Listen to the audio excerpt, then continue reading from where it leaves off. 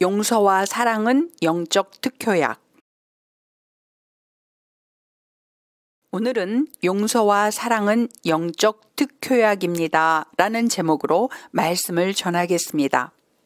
마태복음 18장 32절로 35절 말씀. 이에 주인이 그를 불러다가 말하되 악한 종아, 내가 빌기에 내가 내 빚을 전부 탕감해 주었거늘 내가 너를 불쌍히 여김과 같이 너도 내 동료를 불쌍히 여김이 마땅하지 아니하냐 하고 그 주인이 노하여 그 빚을 다 갚도록 그를 옥졸들에게 넘기리라. 너희가 각각 마음으로부터 형제를 용서하지 아니하면 나의 하늘 아버지께서도 너희에게 이와 같이 하시리라. 요한복음 13장 34절로 35절 말씀. 새 계명을 너희에게 주노니 서로 사랑하라. 내가 너희를 사랑한 것 같이 너희도 서로 사랑하라. 너희가 서로 사랑하면 이로써 모든 사람이 너희가 내 제자인 줄 알리라. 하나님께서는 우리의 순종의 정도에 따라서 나라와 개인을 치리하십니다. 우리의 모습과 변화와 성숙과 순종과 관계없이 무조건 행하시고 우리를 로봇처럼 대하시는 분이 아니십니다. 3%의 소금이 바닷물을 짜게 유지하듯이 교회의 3%만이라도 하나님 아버지의 마음을 알고 하나님의 말씀에 굴복하여 순종하면 나라와 교회와 가정과 개인을 회복시키시고 하나님께서 영육간의 축복을 부어주시려는 좋으신 하나님이심을 믿으시기를 바랍니다. 구약시대에도 모세, 이사야, 예레미야, 아모스 등의 선지자들이 아무리 목이 터져라 회개하고 하나님께로 돌아오라고 외쳤어도 이스라엘 민족이 자기의 소견에 옳은 대로 살면서 불순종했습니다. 그래서 430년의 광야 생활과 70년의 바벨론 포로 생활을 했습니다. 그리고 니느웨는 요나 선지자의 외침을 듣고 회개하여 하나님의 용서를 받고 회복되었습니다. 그러나 회개하고 하나님께로 돌이켜서 하나님으로부터 용서를 받았던 니느웨는 그 후 100년 뒤 그들이 다시 하나님을 떠남으로 말미암아 폭망하는 비운을 맞이하게 됩니다. 하나님께서는 대한민국을 새롭게 정결케 하시고 다듬으셔서 제사장 나라로 재림 종주국으로 사용하실 계획을 만세전에 이미 세워놓으셨습니다. 그러나 회개하지 않고 용서하지 않고 사랑으로 하나 되지 않는 현재의 모습으로는 그 중차대한 사명을 감당할 수가 없는 것입니다. 하나님께서 우리의 어떠함과 관계없이 모든 일을 다 알아서 하신다고 기도하고 믿으면 다 잘 될 것이라는 무조건적인 믿음을 가지신 성도님들이 계십니다. 그러나 사랑과 거룩의 성품을 지니신 하나님께서는 우리가 돌이켜 변화되지 않으면 연단을 통해서라도 우리를 변화시키신 후에야 우리를 사용하십니다.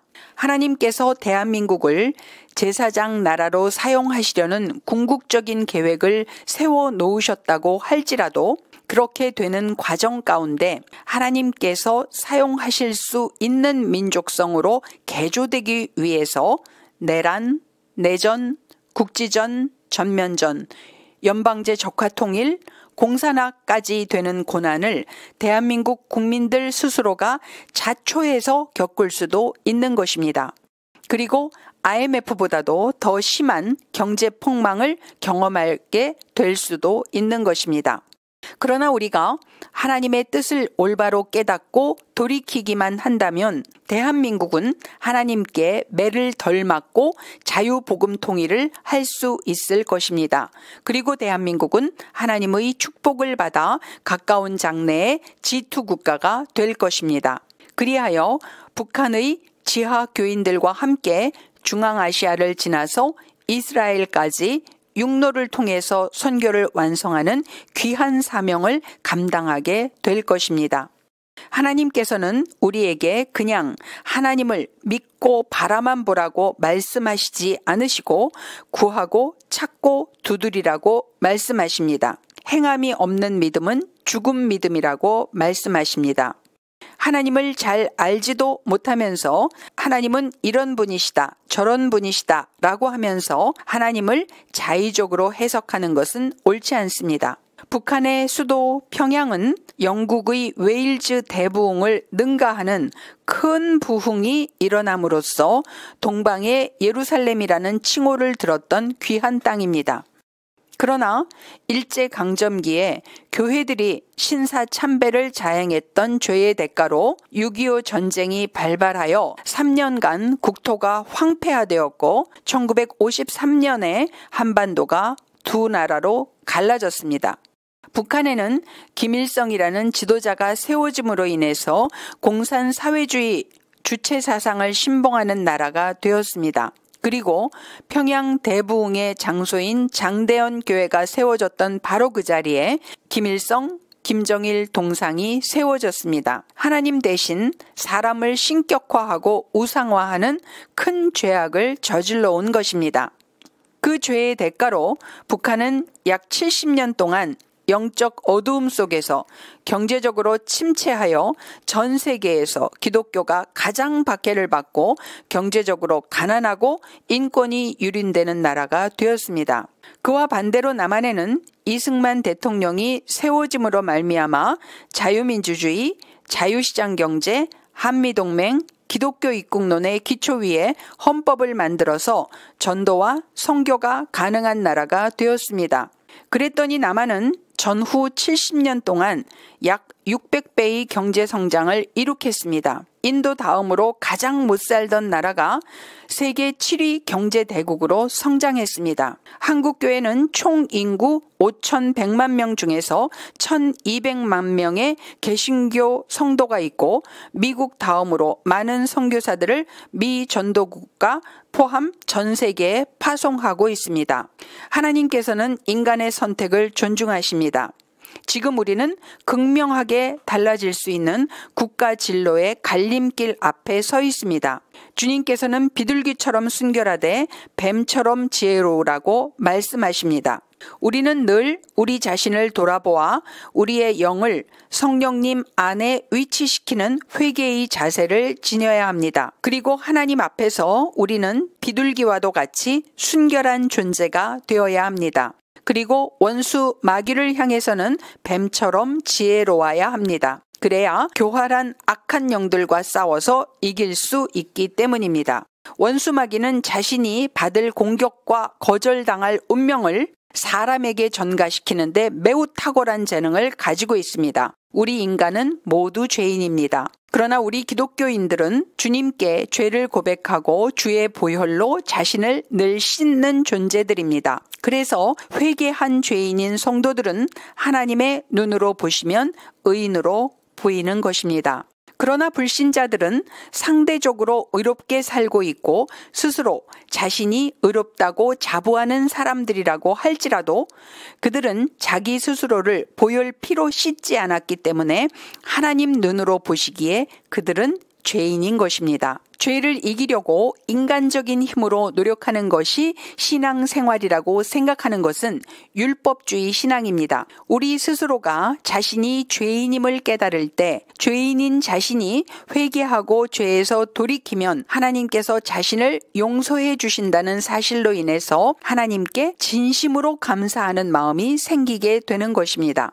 그러므로 우리 눈에 보기에는 악한 길을 걷고 있는 사람이라고 하더라도 그리고 그 사람이 우리에게 직접적인 피해를 입히고 있다고 할지라도 우리는 그를 주님의 눈으로 보며 주님의 마음으로 대해야 하는 것입니다. 하나님께서는 우리가 용서하고 사랑하고 축복하기를 바라고 계십니다. 지금은 국가적 위기 상황입니다. 그러므로 공산주의의 영, 주체사상의 영, 주사파의 영과 맞서 싸우며 그 공중 권세 잡은 영들을 대한민국과 한반도에서 쫓아내야 합니다. 그러나 우리는 사상과 이념과 지방색이 다르다고 해서 사람끼리 좌우로 동서로 남북으로 갈라지고 미워하고 반목해서는 안 됩니다.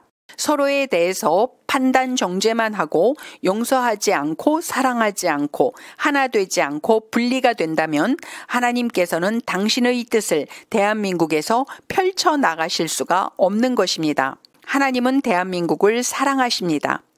아직도 많이 부족하지만 연단을 통해서라도 다듬어서 사용하시기를 원하신다고 믿습니다. 갈라디아서 2장 20절 말씀.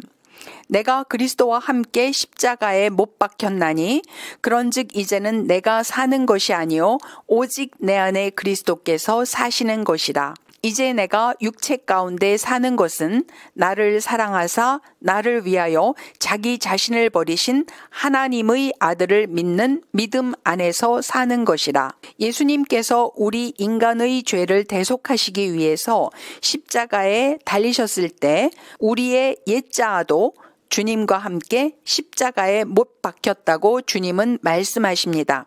주님께서 십자가에서 대가 지불을 하심으로써 예수 믿는 우리가 죄사함의 은혜를 입었습니다. 그러므로 우리도 타인의 죄를 용서하기 위해서는 내가 죽는 대가를 지불해야지만 용서가 가능한 것입니다. 마태복음 6장 12절 말씀.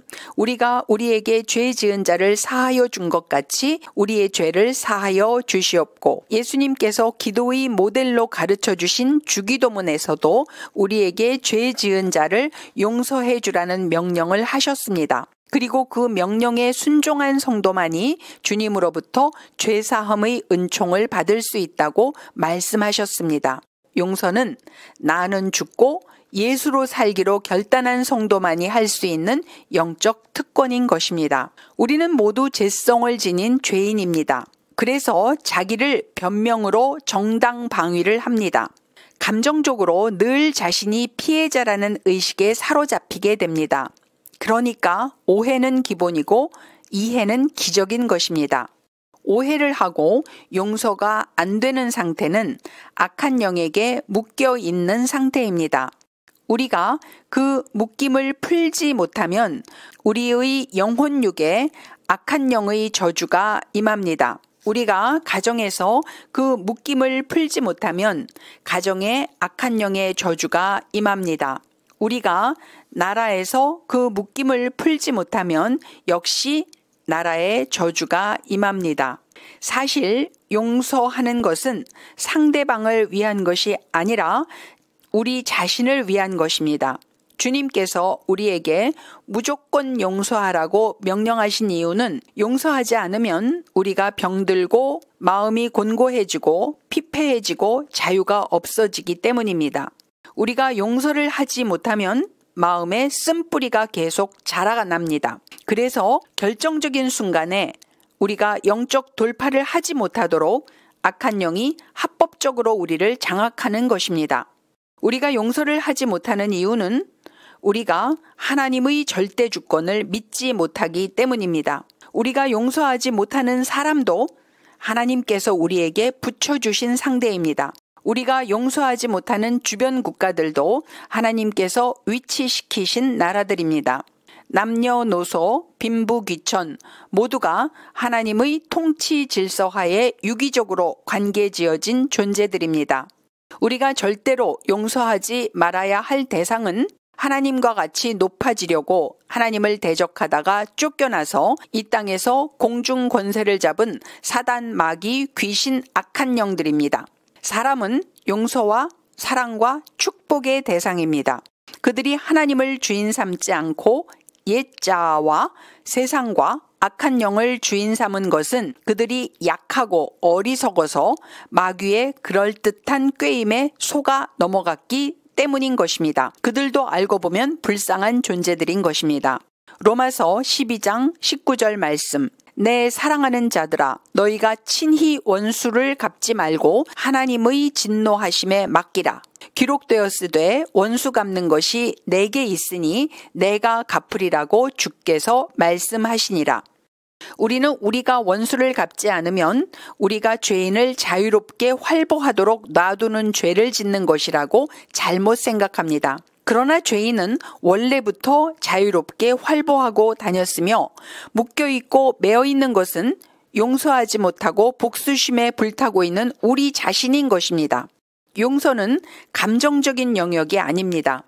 그러므로 용서할 마음이 생기면 용서를 하겠다는 말은 용서를 하지 않겠다는 말과도 같습니다. 악한 영은 용서할 마음을 결코 우리에게 주지 않을 것이기 때문입니다. 국가적인 차원에서도 용서는 하나님의 명령입니다. 그리고 국가적인 사명을 감당하기 전에 풀어내야 할 국가적인 숙제입니다. 우리는 생각하기를 우리가 악인을 용서하면 악이 세상에 관영할 것 같습니다. 그러나 하나님께서는 서로 용서하는 민족을 저주 가운데 두지 않으십니다. 그리고 어느 한쪽에서 용서와 화해의 손을 내밀면 그 내민 손으로 말미암아 그 나라에서 저주가 물러가고 하나님의 부르심의 소명을 이뤄내는 국가가 될 수 있는 것입니다. 우리가 개인적, 가족적, 교회적, 지역적, 국가적으로 용서를 결단하고 실행할 때 우리 개인, 가족, 교회, 지역, 국가에 임한 저주의 결박이 풀려집니다. 그리고 그 풀려진 결박 사이로 복음의 빛이 스며 들어오게 됩니다. 그렇게 됨으로써 우리는 하나님께서 우리를 향하여 원래 계획하셨던 영육간의 축복의 통로로서의 삶을 성공적으로 살 수 있게 되는 것입니다. 할렐루야, 주님 감사합니다.